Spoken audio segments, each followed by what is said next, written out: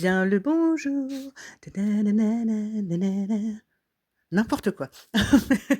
On est lundi. Ta-na-na. Bah si. Ah si, si, non mais j'ai cru que je m'étais trompée, mais je crois bien qu'on est lundi. C'est qu'en fait, je suis en vacances, congé, appelez ça comme vous voulez. Du coup, ça me fait tout drôle. Je crois que je n'en prendrai réellement conscience que dans 2 3 jours. J'aime bien vivre les choses en décalé, parce que je suis rebelle. Pas du tout. Hem et je me disais: «Tiens, le solstice d'hiver, c'était le 21 et on peut considérer, comme dans certaines cultures, notamment scandinaves, que le solstice dure bien après. En tout cas, qu'on peut être cons oh là là, on peut considérer ça, en tout cas, comme une période, donc qui dure après le 21 décembre et je me faisais la réflexion de cette modification de l'ensemble de la nature. Il y a rien d'ésotérique dans ce que je dis, hein. Mais quand on observe la nature à ce moment-là, quand on essaie de ne pas juger en disant: «J'ai froid, il fait noir, il fait nuit, il pleut, c'est pénible» et cetera et qu'on observe, on peut se rendre compte que l'ensemble de la nature, du vivant en fait, est au repos. C'est logique, vous me direz: «Bah oui, on est en hiver». Oui, mais je trouve que c'est très intéressant, enfin en tout cas moi ça m'intéresse beaucoup de faire ce parallèle avec ma propre vie, ou la propre vie de toute personne vivante, dans le sens où quand la nature est au repos, donc nous avons les arbres qui ne produisent plus de feuilles, les fleurs qui s'endorment un petit peu, certains animaux qui hibernent aussi ou qui hivernent, pardon. Nous avons des couleurs qui sont différentes, une temporalité qui semble différente à notre perception. Plein de choses comme ça qui ont l'air un petit peu, inertes ou figées, comme l'hiver, le froid, la glace et cetera. Et je me suis dit: «Pourquoi ne pas faire le parallèle avec un besoin de repos qui existe encore dans certaines cultures, dans lesquelles l'hiver est propice au calme, au repos, à l'introspection, des choses encore plus profondes qu'habituellement le reste de l'année, pour mieux rebondir en attendant justement, un printemps qui arrivera et qui finalement, après le 21 décembre, commence à arriver tout doucement. Cela peut sembler paradoxal parce que nous sommes dans une période où il fait plus froid qu'à d'autres saisons. Encore une fois, vous me direz: «Bah, c'est logique, on est en hiver». Mais c'est surtout que finalement, petit à petit, la lumière revient. Petit à petit, les jours, enfin la nuit ne raccourcit. C'est très lent, c'est limite à la limite du perceptible, mais c'est une réalité et finalement, tout ce temps de repos, moi, m'amène à me dire: «Bah, quitte à ce que nous soyons tous globalement en congé ou en vacances ou en repos, pourquoi ne pas le faire complètement, quelque part un peu au rythme de la nature?» Parce que, bah, on en fait partie. Ça n'est pas une obligation, toujours pas, ça n'est toujours pas une injonction à quoi que ce soit, ça n'a rien d'ésotérique ni de farfelu, enfin moi je trouve pas. C'est que je m'étais fait cette réflexion, hem et je me disais: «Pourquoi pas pratiquer?» Enfin moi en tout cas c'est ce que je fais, une notion qui a un nom, je ne savais pas, jusqu'à il y a quelque temps que cette notion avait un nom, ça s'appelait l'autocompassion et comme je suis un peu littérale, je me disais: «Compatir, ça veut dire souffrir avec». Et il faut bien admettre que, d'un point de vue plus moderne et actuel, la compassion ne signifie plus tout à fait la même chose. Je m'en suis rendu compte et on utilise désormais cette notion d'autocompassion qui implique, bah, je peux vous dire de ce dont ça parle, hein. L'autocompassion implique 3 choses. D'une part, la bienveillance envers soi. En gros, pouvoir être chaleureux envers soi en ne critiquant pas de façon automatique et négative. Parce que nous avons quand même, l'humain, hein, nous avons cette tendance à faire ça, à dire des phrases de type: «Oh là là, tu es nul», «Oh là là, j'ai encore fait tomber un truc, je suis nul», enfin des choses comme ça qui finalement, consciemment ou inconsciemment, alimentent une image de soi qui est pas super et qui est pas toujours réaliste non plus. Parce que c'est pas parce qu'on a fait tomber 3 fois un objet qu'on est débile. C'est pas parce on s'est cogné 3 fois dans une porte dans la même journée, qu'on est complètement inattentif et stupide.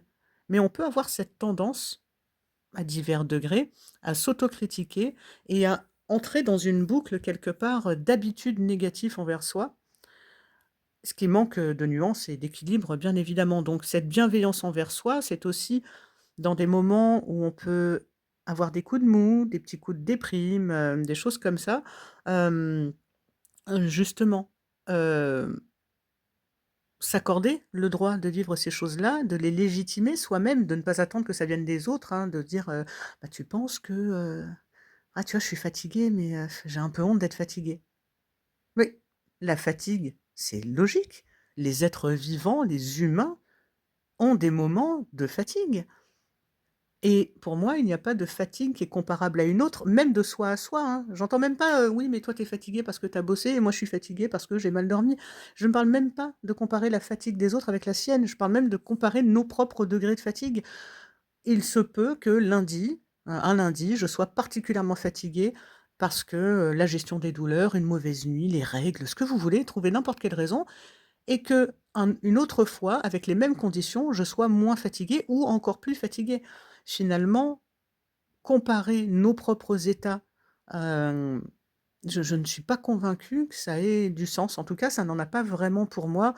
Je suis plutôt une personne qui vit l'instant, donc j'essaye d'être donc bienveillante envers moi-même et d'écouter finalement tous ces signes qui me disent quelque chose de moi et de mon état. Par exemple, là, si je suis particulièrement fatiguée, finalement, le pourquoi me semble moins important sur le moment que le comment. C'est-à-dire comment gérer cette fatigue, comment modifier ce que j'avais prévu. Petite coupure intempestive, je ne sais pas ce qui a oh, je sais pas, j'ai dû bidouiller et raccrocher, plusieurs, audios, vidéos, je ne sais pas pourquoi. Au bout de 6 minutes et quelques, ça a raté, donc excusez-moi. Je disais, comment je ne sais même plus ce que je disais. Comment, comment aménager, oui, effectivement, modifier ce que j'avais prévu pour être moins fatiguée et gérer au mieux ma fatigue? Comment mettre en place des choses, là, tout de suite, au moment où je suis fatiguée, pour prendre soin de moi, pour me reposer, pour, cocooner, pour me faire plaisir aussi, pour me réconforter et cetera. Donc finalement, cette bienveillance envers soi peut comporter tout un tas de choses différentes qui dépendent évidemment de chaque individu. L'autocompassion comporte également une deuxième chose, donc ce qui est nommé l'humanité commune. Ça a l'air d'être un grand mot comme ça, mais de façon vulgarisée, l'humanité commune, c'est reconnaître que la douleur ou la souffrance, quelle qu'elle soit, physique, psychique et cetera, fait partie de l'expérience de tout humain, plutôt que s'isoler en pensant: «Oh là là, personne ne peut me comprendre, je suis la seule personne à vivre ça». Parce que la douleur, la souffrance, donc quelle qu'elle soit, une nouvelle fois, peut avoir tendance à nous donner envie de nous isoler des autres, en étant parfois convaincus que personne ne pourrait comprendre notre état, ne pourrait le tolérer, ne pourrait y faire quoi que ce soit. Alors que bien que nous soyons tous et toutes différents, différentes, nous avons tous et toutes vécu ou vivons même encore des moments de douleur, de souffrance ou autre.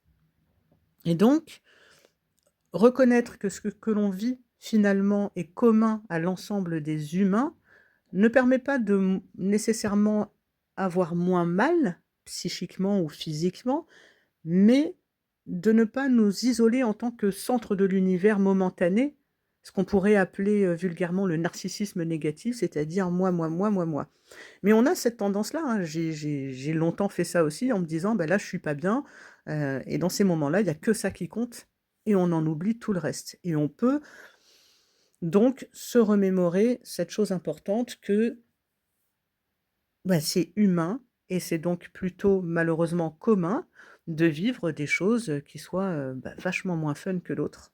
Et ça permet donc souvent de mieux relativiser, non pas de mettre de côté notre souffrance ou notre douleur, mais de l'intégrer dans quelque chose entre guillemets «de plus grand, de plus humain et de plus universel». Et finalement de nous rapprocher, pourquoi pas, d'autres personnes. Et la troisième chose qui fait partie de l'autocompassion, c'est, ah ben, il y en a certains qui l'ont deviné, la pleine conscience. En 2 mots, ou un peu plus, hein, je les ai pas comptés, la pleine conscience pourrait, mmh, consister à observer ses propres états, quels qu'ils soient, sans jugement et dans l'acceptation. Ce qui est le contraire de la rumination et du fait de ressasser. Et j'entends déjà des personnes que je côtoie, hein, qui me disent, parce que j'ai déjà eu ce type de conversation avec certaines personnes qui m'ont dit: «Bah oui, mais moi, j'ai beau accepter là, d'aller mal, bah je vais pas mieux». Bah, c'est pas miraculeux, c'est pas parce que tu te dis dans ta tête cette phrase: «J'accepte de» que pouf, il y a un miracle qui se produit. Ça change pas son état de cette façon-là. Pour moi, avoir pleinement conscience, c'est vraiment une observation sans jugement et c'est ça qui me semble important. Par exemple, je peux constater, vraiment c'est un exemple parce que je suis pas du tout triste, mais là tout de suite, je suis triste. C'est ce que je ressens, c'est ce que je vis. Physiquement, ça se manifeste comme ça. Les conséquences, elles sont celles-ci. C'est toujours pas un jugement, hein. Je suis pas en train de dire c'est positif, c'est négatif, c'est nul, c'est bien, c'est pas bien. Et pour moi, c'est une des clés, entre guillemets, du mieux-être. Parce qu'on peut avoir cette tendance effectivement à penser qu'on accepte quelque chose alors que finalement on est dans la résignation et une des différences entre l'acceptation et la résignation, c'est que dans la résignation, on subit quelque chose alors que dans l'acceptation, on est dans l'ouverture. Je sais pas si ça paraît un peu abstrait, moi ça me semble clair peut-être parce que ça fait des années que je fonctionne comme ça. S'il y avait besoin toutefois d'explications supplémentaires, vous n'hésitez pas, vous me l'écrivez en commentaire et je referai un podcast, spécifiquement à ce sujet. Donc si je résume, dans l'autocompassion, nous retrouvons la bienveillance envers soi, l'humanité commune et la pleine conscience. Et il a été observé dans différentes études, hein, je ne les ai pas toutes citées parce que déjà je ne les ai pas toutes lues, soyons honnêtes, mais il a été observé que pratiquer l'autocompassion permet de diminuer la rumination ou les ruminations, le perfectionnisme, entre parenthèses qui mène à de l'anxiété, c'est systématique, je l'ai été, je sais aussi de quoi je parle. Vouloir absolument toujours atteindre quelque chose qui n'existe pas, forcément, ça peut mener qu'à de la colère et de l'anxiété, hein. Donc ça permet de diminuer les ruminations, le perfectionnisme, mais aussi d'améliorer les relations aux autres. Puisqu'on améliore les relations avec soi, on est forcément plus ouvert aux autres. Ça permet aussi d'être davantage satisfait ou satisfaite au quotidien ou encore d'être plus résilient ou résiliente.